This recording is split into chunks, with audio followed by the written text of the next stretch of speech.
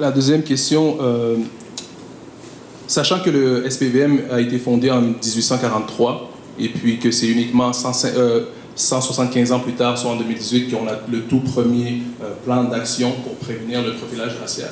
Alors, c'est pas quelque chose de nouveau. Soit 175 ans plus tard, ces situations existaient déjà. Il y avait déjà une population dite racisée ou autochtone aussi. Est-ce normal que ça ait pris autant de temps, soit 175 ans, pour que... Et puis, quel a été le facteur déclencheur qui a mené à ce dit plan d'action? Est-ce l'avènement des réseaux sociaux? Qu'est-ce qui a mené à cette, je veux dire, à la construction de ce plan d'action? Parce que ça aurait pu être en 2015, ça aurait pu être en 2012. Oui, non, j'ai bien compris, on ne va pas prendre toutes les années. Mais pourquoi si tard? Il y a quand même eu une consultation citoyenne, on en a parlé tantôt, par 2 commissions permanentes de la Ville sur le profilage racial et social. Je vous dirais qu'écouter les gens, ça a amené une prise de conscience importante au niveau de la Ville et même au niveau du SPVM. Et on a reconnu la problématique aussi, donc elle n'est pas tolérée. Madame Cournoyer? En fait, j'aimerais préciser que ce n'est pas le premier plan. Il y a eu un plan profilage 2012-2014, donc qui a été développé par l'équipe en place, dont M. Fadi Daguerre, à l'époque. Avant, il y avait la politique du citoyen. On avait aussi même fait, à l'époque, dans les années 2010, des vidéos sur la diversité culturelle à Montréal, sur l'importance de traiter de façon éthique l'ensemble des citoyens de Montréal. Donc, par contre, lorsqu'on regarde depuis 175 ans, effectivement, c'est relativement récent, dans les 20 dernières années. Par contre, ce n'est pas parce que c'est récent que pour nous, ce n'est pas important. Donc, je crois que présentement, c'est devenu essentiel, c'est devenu une priorité. Et dans les dernières années, on met énormément d'efforts à essayer de travailler ensemble pour faire changer les choses. Merci. Merci. Et puis, quelqu'un a oublié son petit cahier à l'avant. Alors, Parfait. objet perdu. Merci. Madame Kaila Sahirs, ou Sayers. Shears. Ah, ça fait 2 fois que je massacre votre nom en plus. Je suis désolée. Shears. Shears. Okay. Hi. This question is for Balarama and Tiffany and the rest of the panel. If the city of Montreal is serious about changing this reality, then the city of Montreal has a responsibility to create relationships between different levels of government within jurisdictions that are not assigned to them. For example, healthcare, education, especially university institutions. We have 5 or 6 major institutions here in Montreal. And the court system, where our youth, young adults, go into and grow out of and experience racial profiling and discrimination. These institutions also define what the city of Montreal is. Do you think that this is the city's responsibility to extend the voice of these issues to the places where it has not been able to reach? If yes, how does the city bridge other levels of government? Does Montreal plan to intervene, or does Montreal plan to create these pathways where they do not exist or haven't been allowed to exist yet? Question complexe. Merci beaucoup, Monsieur Balarama. Or less. Merci. That's a great question. It's important to note that the Canadian Constitution understands the City of Montreal as a corporation. We are a product of the province, and that limits the power of Montreal. However, through Bill 121, we can accentuate our power. And actually, Le Binam is a result of some of those accentuated powers in regards to immigration.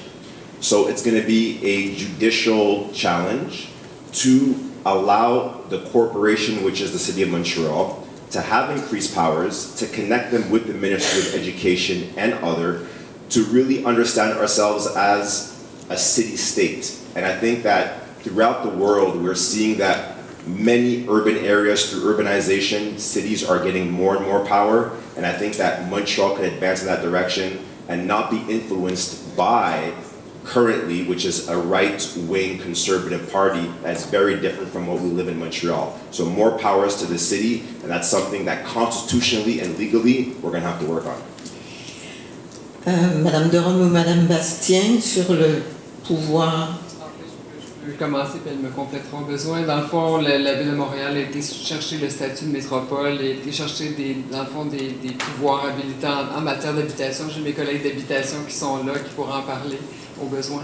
En matière d'intégration des nouveaux arrivants, effectivement, vous avez tout à fait raison. Puis là, j'espère, j'en oublierai pas, mais c'est ça. Donc, en itinérance aussi, on a créé un bureau de gouvernance stratégique. Dans le fond, il y a eu une rencontre pas plus tard que la semaine passée avec la mairesse et la ministre de la Santé, Mme Danielle McCann. Donc, on fait valoir nos points directement au niveau administratif et au niveau politique aussi. Donc, ce sont des choses qui peuvent se faire, effectivement, d'aller chercher davantage de pouvoir. Ça se fait déjà là, à la Ville dans les dernières années. Le sous-texte de la question de Madame, c'est beaucoup autour du profilage racial et social. Est-ce que dans le système de santé, à travers l'université, c'est vraiment la thématique de ce soir, et je veux savoir aussi si la Ville... Alors, je voulais juste m'assurer que si vous acheminez une information ailleurs qu'en haut lieu, comme on dit en blague, que ça soit balisé autour de cette thématique-là. Tout à fait. Puis juste dire qu'on est en lien avec le système de la santé au niveau régional. Aussi, on travaille main dans la main avec les différents CIUS, mais surtout le CIUS de Montréal, Centre-Sud. Et on travaille aussi avec le ministère de la Santé, mais je comprends que la problématique, c'est d'acheminer cette problématique-là, puis de regarder des solutions communes dans l'écosystème. On est prêt à faire ça. Oui. Oui? Is it just possible to clarify in English? Thank you. I can do that, but maybe Judy, could you... Je suis désolée, hein? I'm really sorry to... Well, c'est juste so pour right. clarifier, pour me comprendre. I would have taken notes had I known, sentence by sentence, but essentially the response was that it's already being done, both on the political level and on the civil service level, through various committees and institutions, et cetera, et cetera. But for details, I can get it back to you in writing if you like, because I'd have to have Madame repeat. How can I reflect this back to institutions that, like for me, I represent a lot of the youth in the university institutions. How can I represent this work that's being done so they can see that things are changing? How can I take this back? How do I know that this is happening? Where can I see it? And what can I do to participate? En fait, il y a deux façons de participer ou de rencontrer et de nous transmettre. Could you answer in English? Or not? It will be hard. Je parlais plus lentement. Phrase par phrase, puis je vais essayer de traduire le plus fidèlement possible. Phrase Oui. par phrase. C'est ça. Ben, ou Patrice pourrait peut-être répondre. Patrice Allard, au niveau... Est-ce que tu avais bien compris la question? Oui, je peux la répondre. OK. Voilà. Au fond, on peut pas parler entre nous comme ça. On est en web diffusion, c'est très important d'avoir un micro. Alors la question de Mme Shears, c'est est-ce qu'il y a une façon qu'elle puisse rapporter à la communauté étudiante dont elle fait partie les efforts de la ville pour créer ces liens, ces ponts autour de la dénonciation du profilage racial et social. Could you explain it in English? Non, je regarde Madame Gould avec beaucoup d'espoir, mais je vais y aller tranquillement dans la traduction. La réponse sera peut-être incomplète, mais tout à l'heure, Madame de Rome faisait référence au pouvoir de représentation qu'a la Ville de déposer des mémoires lorsqu'il y a des consultations faites par le gouvernement du Québec. Okay. It may be an incomplete answer, but the City of Montreal makes representations on diverse issues to the government of Quebec. Et l'ensemble de ces mémoires-là sont publics, donc ça peut être des documents intéressants pour ramener aux étudiants, pour faire valoir que des préoccupations qui peuvent les toucher sont prises en compte dans ces mémoires. And the representations or the memoirs that the city does are public. and are available, si je comprends bien. Absolument. And are available. Where? Où? Sur les websites. Sur le site web Des de... websites. Des différents endroits. And you can ask for them. So. Pardon? And she can ask for them. Vous pouvez leur demander.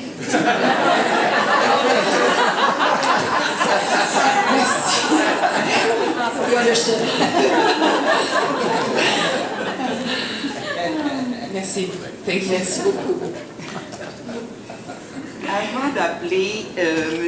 Robin Edgar, je dois vous dire on aurait voulu profiter au niveau de la commission, la présence de l'ombudsman, des gens qui sont de l'Office municipal d'habitation pour poser un certain nombre de questions qui ont été évoquées. Le profilage non seulement dans les services de police, mais à l'intérieur des institutions.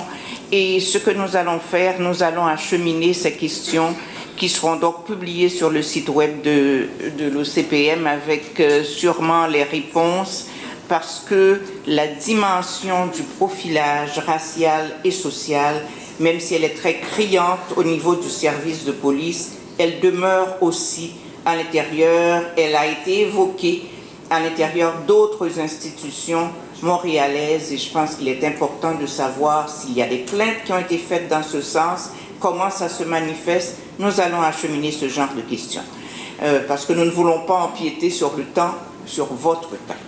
Alors, M. Robin Edgar.